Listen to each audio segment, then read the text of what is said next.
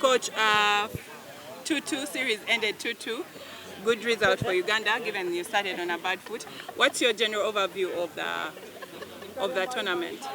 I think it was a wonderful series, good preparation for PNG and ourselves also.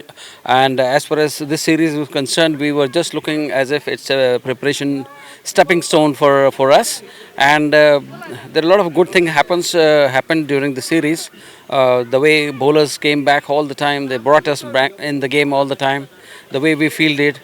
Uh, in the last two games, our batsmen starts going now. I mean, they're putting some partnership. There are some runs under the belt, so there is a lot of positives now. But on the other side, I'll definitely say that there are areas to improve. We need to understand and we need to learn very quickly how to bat on these kind of situations and the surface. And that's what has been discussed, and that's why a little improvement has come in.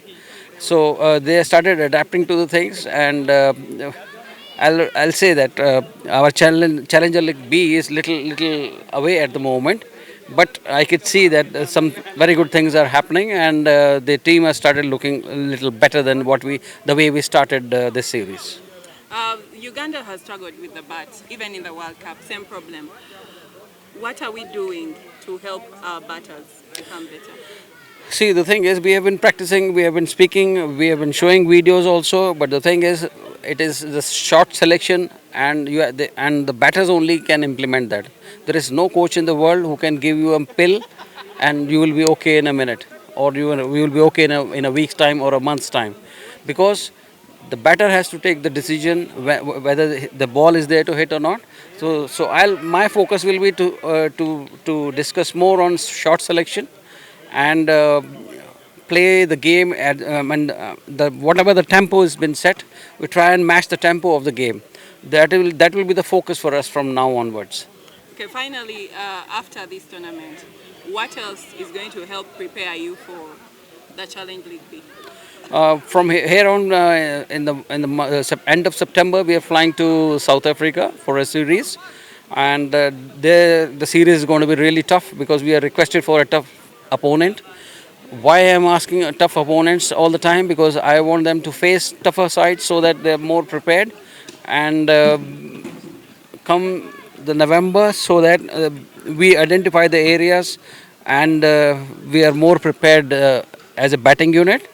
Plus, we understand the tempo of the game, and we learn and how to match that tempo. So as I already said, short selection are going to be the key in coming months' time, and we need to develop a side where we can put regularly 240 to 50 on the board, so that our bowlers can defend. Thank you, Coach. Thank you. Coach, congratulations on concluding the four-match 50-over series. How was the series in a general? I think the series was closely contested. I think the two teams used the conditions well. The spinners were outstanding from both teams, and obviously there were things that both teams need to work on. I think the batting was obviously a concern, and batting against spin was a concern. But I think both teams assessed the conditions really well and played accordingly. And to have a series that is closely contested and ending up as 2-2 was good. For PNG, what have you achieved from the 4-day series? Yeah, I think there are two main things that we wanted to get from this series. The first thing that we wanted to get was to make sure that the players get acquainted to the pitches over here, because I'm told that the pitch in Uganda is similar to the pitches here. So that was the first one. The second one is obviously acclimatizing to the weather conditions. It's hot here, and it is hot again in Kenya, but the heat is different to the one in Papua New Guinea. So in Papua New Guinea, there's a bit of humidity, but here it's dry heat. So players getting acquainted to that was something that we also wanted the players to get out of the series. And the other thing that we wanted to get out of the series is to get the players getting used to playing 50-over cricket again. Okay. After what you've seen from your players in the 4 matches, what are the gaps and what are the good points you could credit on your team? I think the good points is our bowlers really bowled really well. I think we were restricting Uganda in all the matches. So it is the betting that was a bit of a concern. Not betting in general, because our top order did score some runs. It's the players in the middle order. They are the ones that struggled. So which was quite a surprise for us, because we normally have our middle order firing really nicely. So that's obviously one area that we need to look at. Apart from that, I'm happy with the sim bowlers. The conditions did not help them, but they still bowled well. The spinners, like I said earlier, they bowled really well. Finally, going into Challenge League A, what do you take, and what will be your strategy to come out with a good result? So we take obviously the confidence that that would have been that the players that played well would have achieved over the last 4 games. When you play well, you grow in confidence.